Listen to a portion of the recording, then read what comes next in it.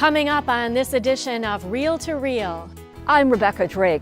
I'll show you how your donations to the Catholic Campaign for Human Development are changing lives right here in Western Massachusetts. I'm Julie Bollier. In this show, learn how your family can begin a discussion about substance abuse. And the impact one proud and happy priest made on the lives he touched. All this and more coming your way on this edition of Reel to Reel. Hello and welcome to Reel to Reel. Thanks for joining us today. In our first story, we learn of 9 Catholic men who recently took another important step in their formation as they prepare to become permanent deacons in the Diocese of Springfield. The candidates became lectors and acolytes during a special Mass. Carolee McGrath was there and has our story. With their family and friends looking on, 9 men took another step toward becoming permanent deacons in the Diocese of Springfield. In a special Mass called the Institution of Lector and Acolyte, Springfield Bishop Mitchell Rosansky called each candidate by name at St. Michael's Cathedral in Springfield and reminded them of their call to service.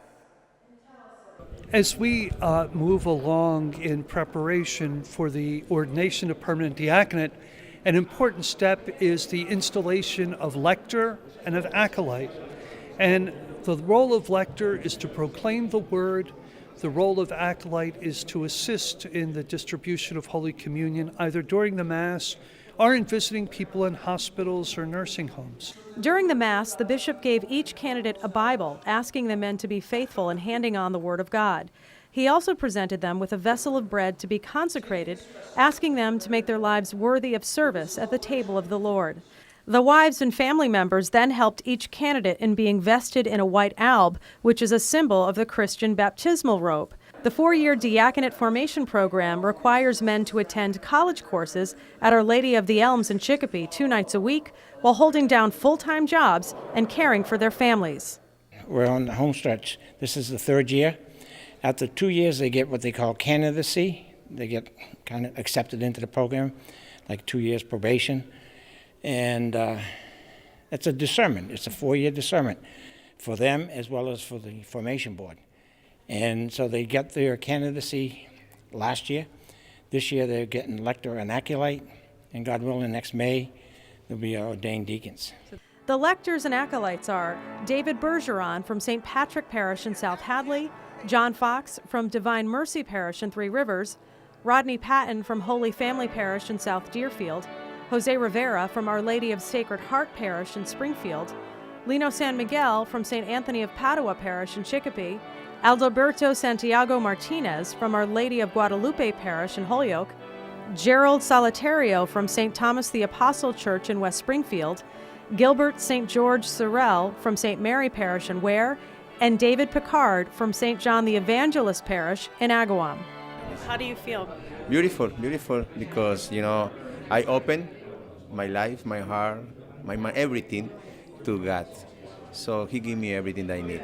He loves God and he loves God's people and he wants to serve them in a better way. And I think that he's a man of God, and I think he's going to be a great deacon just because he has a heart of service and a heart for serving God. Currently, there are 75 active deacons in the diocese. If I've said it once, I said it 100 times. That gospel from John with Jesus washing his disciples' feet is just so meaningful, so profound, and such a beautiful, teachable moment. I want to do that for other people. The class of 2017 will be ordained next May. I'm Carolee McGrath reporting. Deacons play an important role in the life of the Catholic Church as part of the ordained ministry.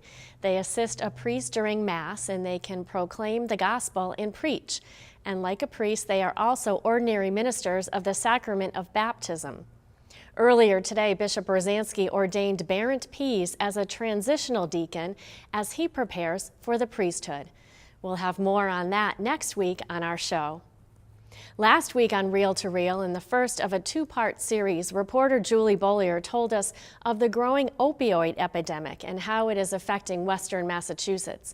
In part 2 of her series today, Julie addresses awareness and prevention. Also, what our Catholic schools are doing to warn students of the dangers of drug use. Opioid addiction is now an epidemic in the U.S. and Western Massachusetts. It is now the single leading cause of accidental deaths in our state and continues to grow rapidly. Jim Greer is a substance abuse educator at the Western Mass Women's Correctional Center in Chicopee. He works with women who suffer from addiction and sees the problem firsthand. The heroin epidemic has been something that people have been, it's gone into every neighborhood. It has no respect.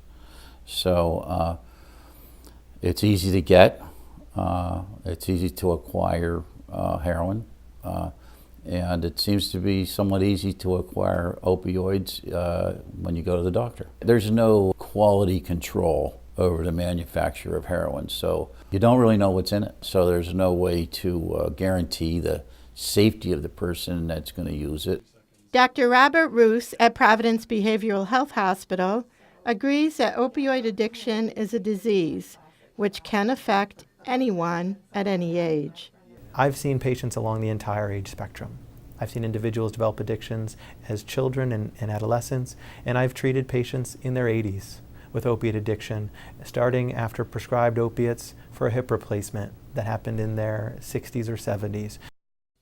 What are signs that a loved one should look for? Noticeable elation or euphoria, marked sedation and drowsiness, confusion, constricted pupils, slowed breathing, intermittent nodding off or loss of consciousness, and constipation. Doctor shopping, which now is not an option in Massachusetts under the new opioid law, shifting or dramatically changing moods, extra pill bottles turning up in the trash, social withdrawal and isolation, and sudden financial problems. This local parent saw the signs and hit a brick wall when she sought help for her son. I did take him to his pediatrician. We had tried so hard to get him some help. And the response I had from one particular pediatrician was pretty much he minimized my concerns and said, "Oh, we've all done pot." And I just, that was not my value. It wasn't what I was coming to a professional for. I was expecting backup and help, and I don't feel as though I got that. It's up to a parent to advocate for their child, and you can only do so much, and you have to depend on the professionals in the school system to join you on that walk. For this parent, help came too late. After several years, Sean was diagnosed with ADHD and depression. He was already an addict. In 2009, he attempted suicide by hanging and suffered a permanent brain injury and permanent paralysis. How can we better educate our children and prevent drug use altogether? Most schools in Massachusetts still use the DARE program, Drug and Alcohol Resistance Education. Some say it's working, while others do not. Sean went through the DARE program in public school. I think it made him aware of substances, and I don't know if it stopped him from using anything, to be honest.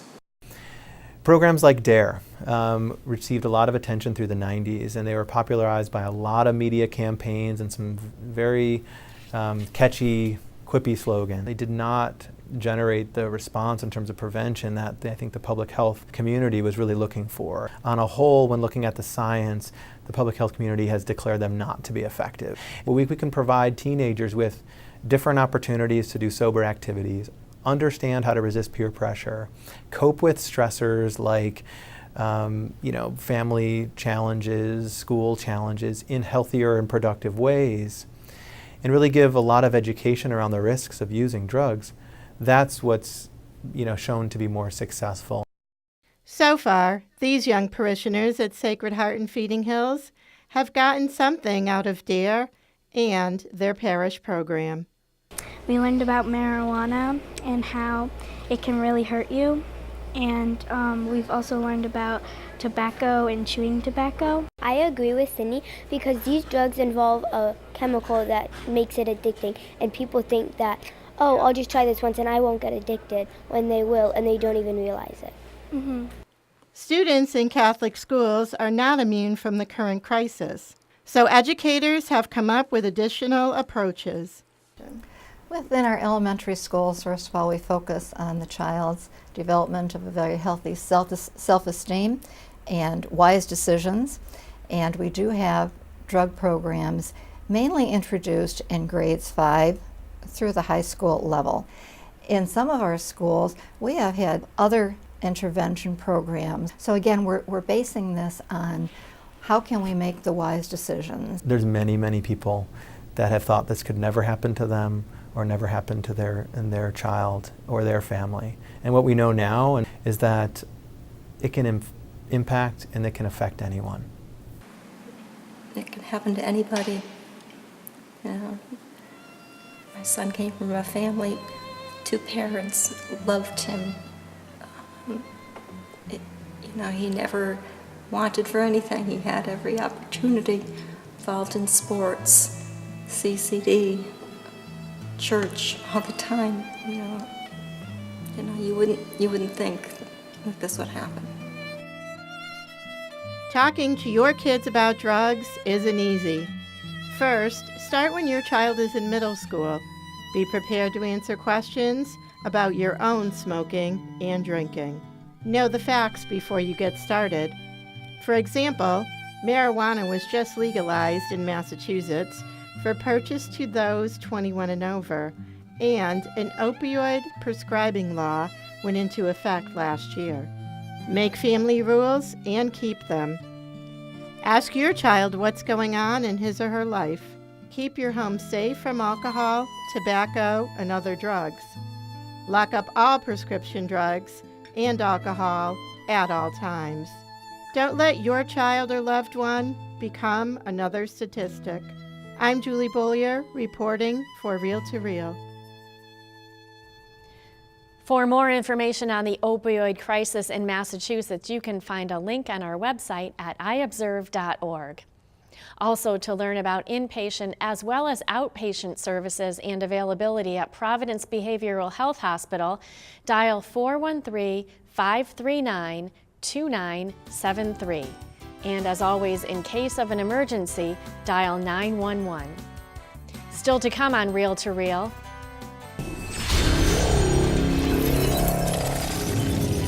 This doesn't make any sense. Not everything does. Mark Giza stops by with the latest in real culture.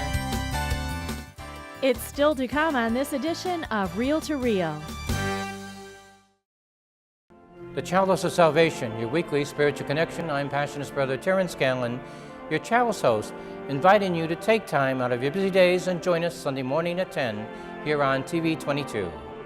We welcome Bishop Mitchell Rosansky as our celebrant and celebrate the feast of Christ the King from St. Michael's Cathedral. The Chalice of Salvation, your spiritual connection, Sunday morning at 10, right here on 22 News.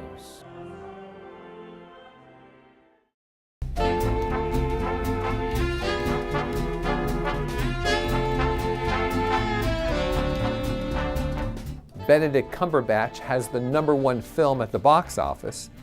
Amy Adams is Oscar-bound again. And Academy Award winner Richard Dreyfuss is right here in Hartford, Connecticut, delivering a fantastic performance in a new play. Let's take a look at this week's Real Culture. Arrival. What a great science fiction movie. Arrival is a terrific new film starring Oscar nominee Amy Adams. Amy Adams must make contact with aliens and discover why they've come to Earth in this riveting, over-the-top science fiction film. I loved every bit of this movie, and I'm not a sci-fi fan. The colors, the direction, and the placement of each prop in this movie is perfectly put together. If you like to be on the edge of your seat and not know what's around the corner, you will love the new film Arrival. Go, take a deep breath, because this journey is very exciting. Doctor Strange. If you have not seen this new film, Doctor Strange, why not? This is the best of the Marvel films, with a great plot, great acting, Benedict Cumberbatch, and this film is a fun, wild, and strange ride. The story of a neurosurgeon whose hands are mangled in an accident and now is on a journey to find the mysterious healer will have you cheering from your seat. Go and get ready for a wild ride. And now at TheaterWorks in downtown Hartford is a new play called Relativity, starring Oscar-winning actor Richard Dreyfuss as Albert Einstein.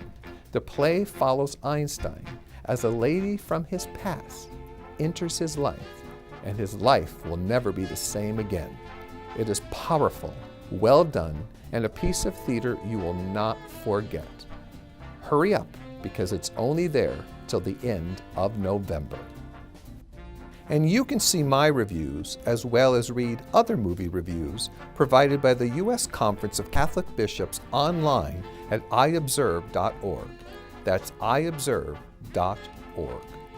And you only have 2 more days to see the fantastic musical An American in Paris playing at the Bushnell Theater in Hartford, Connecticut. Based on the 1951 Oscar-winning film, this musical is a dazzler from beginning to end. I'm Mark Isa for Real Culture, wishing you a wonderful and happy Thanksgiving holiday. You are watching Reel to Reel, your window on the world around you. Here again is your Reel to Reel host, Sharon Roulier. Throughout the Diocese of Springfield this weekend, parishes are holding a second collection for the Catholic Campaign for Human Development. Rebecca Drake reports now on just 2 of the ways this program of the U.S. Conference of Catholic Bishops helps to change lives and bring the gospel to life right here in Western Massachusetts. Grocery shopping. It's a weekly activity or chore many of us take for granted.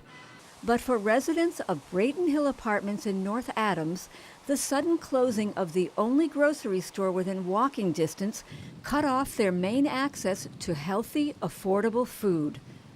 Resident Misha Amaral experienced this food crisis firsthand. And if you don't have any transportation, you have to beg a ride from a friend or whatever, and a lot of times they're busy. So if you're a senior citizen, or you're disabled, or you're a single mother with kids in tow, you know, it was a lot closer and a lot quicker to walk down that way.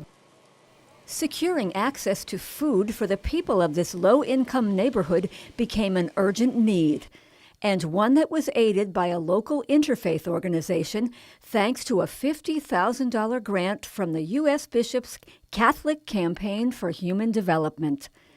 Community organizer Aubrey Armstrong worked with members of the local Price Chopper Action Group to restore access to a grocery store. We got a deviated route turned into a permanent route, so now the Route 3 and the Route 3 special bus both run straight through the parking lot of Big Y, which makes it much easier so people don't have to carry all their groceries down to Main Street. And we got a permanent bus stop sign put up at Big Y. While addressing the food security issue, the local action group also accomplished another major goal of the Bishop's Campaign for Human Development: empowering people to participate in decisions that affect their lives, families, and communities. I'm feeling useful. See, the thing is,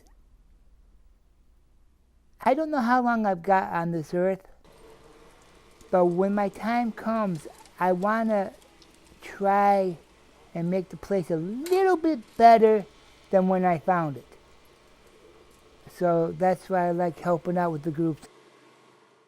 Here in the city of Springfield, a parent-teacher home visit program was saved when another interfaith organization, the Pioneer Valley Project, also received a CCHD grant last year.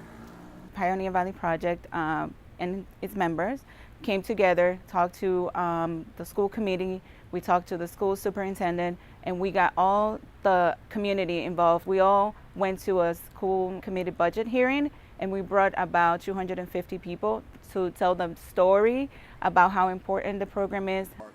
Reverend David Lewis, a PVP board member, witnessed the success of the home visit program when his son, now 15, was in elementary school. He felt like the teacher understood his context, his environmental context, and was able to do better and even excel in school. He was excited about going to school. Whether it's helping people get to the grocery store or inspiring students to excel, supporting the Catholic Campaign for Human Development is a way to put faith into action.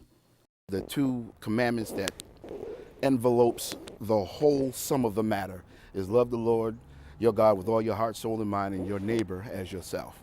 And so if I love my neighbor, then I want to see my neighbor do well.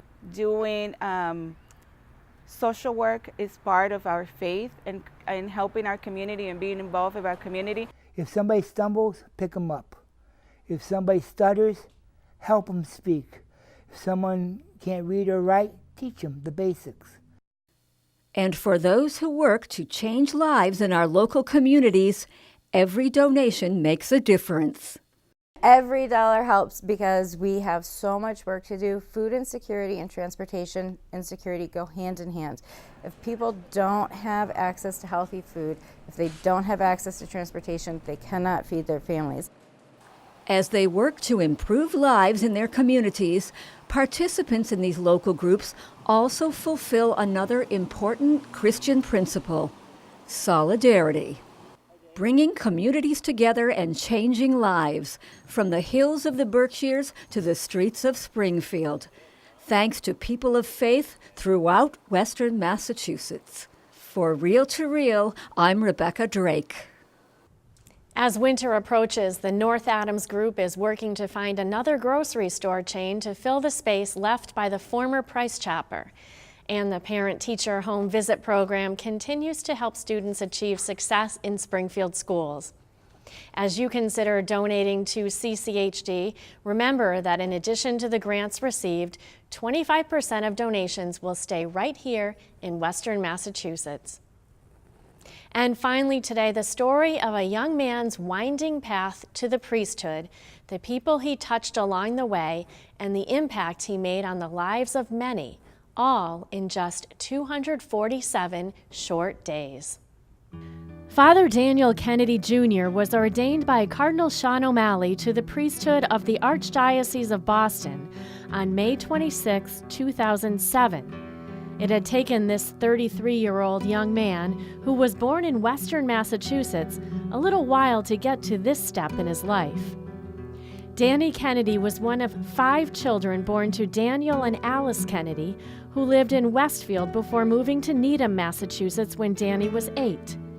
He was a typical boy, playing sports, going out on dates, graduating from Catholic Memorial High School and from Providence College. He reflected joy. He reflected joy. I mean, it's amazing, and almost everybody who knew him was so happy to know him. After college, Danny had entered the seminary for a bit, then took a leave of absence. But his parents, especially his mother Alice, who passed away from Alzheimer's disease earlier this year, thought he would go back. And it turns out that, as always, Alice was correct, and he did go back in the seminary, fully charged and fully determined to pursue his vocation and become ordained. And he never looked back after he was ordained to the holy priesthood. And Father Dan hit the ground running, so to speak, as a rookie priest at St. John the Evangelist Parish in Winthrop, training to run the Boston Marathon, and serving aboard the USS Nimitz as a Navy chaplain. Then the unspeakable would happen. After just 247 days as a Catholic priest, Father Dan stopped in to visit his brother Jack in Connecticut. He told him, he said, "I just had a wonderful day. I said Mass at St. John the Evangelist in Winthrop this morning, and then drove to Fairfield, Connecticut, and baptized the baby daughter of a good friend of mine, and now I'm on my way back to Boston, and I'm going to be reassigned to South Boston." He said, "Life couldn't be any better. I just love being a priest." And as he talked, the bottle of beer he was drinking fell to the floor, and he was he died. It turns out that Father Dan had an undetected heart condition that led to a heart attack January 27, 2008, just 11 days after his 34th birthday. While mourning their loss, Dan Sr. decided to memorialize his son by writing a book, part biography and part vocation story, in the hope that others would be inspired by the priest who lived to serve with such faith and love and joy. He titled the book 247 Days, Father Dan Kennedy, a Proud and Happy Priest. Throughout the pages, there are stories of growing up in Westfield, Father Dan's relationship with then Bishop Joseph McGuire, who he says always thought young Danny would make a fine priest someday, and Father Francis Riley, now the pastor of St. Elizabeth Ann Seton Parish in Northampton, who grew up next door to Danny's grandparents in Springfield, recalling the time Danny had visited him while Father Riley was a spiritual director at the American College in Belgium. Danny was in Paris and he took a day off and he came to see me, and we had a great day. We had a mass and we rode around Brussels and Louvain and different things like that, and he went back on the train to Paris. And I don't know, we just kind of always were supportive and very happy that he wanted to be a priest, and nobody's going to say if nobody was forcing him, but I'm glad that he chose again to be a priest. And so he just figured it out for himself, the kind of priest that he wanted to be, and he responded to the call. And Dan Sr. says he hopes many more men will respond to this call after reading the book, which is dedicated to his wife Alice. His passion is clear as he reads a passage quoting Father Dan's good friend, Father Matt Westcott. Father Matt said, "Father Dan loved a good time with his family and with his friends. He loved practical jokes and giving those he loved a hard time. But most of all, he loved being a priest and serving the people of God. As he told me many times, he had a great love for the people of God, and he wanted to serve them." And that truly is what Dan was all about. And Father Riley sees an additional message of hope and joy. Looking at this and reading that book, I'd say that I really loved Danny a lot, and you know, when you lose somebody that you love so much, the sadness is so great. So we continue to share that sadness with the Kennedy family. But with the Thanksgiving, that Danny was such a star. Yeah. A star, an object in the sky that sends out its own light. A light that still continues to shine brightly long after those 247 days. What a special tribute to Father Dan and to the priesthood that he obviously loved so much. All net proceeds from 247 Days will be donated to the Father Daniel J. Kennedy Memorial Scholarship Fund at St. John's Seminary in Brighton. If you would like more information about the book or to order a copy, we have a link on our website at iobserve.org. And for this week, that's Real to Real. As always, to keep up with all of the latest news of the Catholic Church, both here in the Diocese of Springfield and around the world, check out our newly redesigned news and information website, iobserve.org. There you can also watch past episodes of Real to Real, as well as segments which appear right on today's program. That's iobserve.org. And remember, you can also friend us on Facebook. We are at Catholic Communications.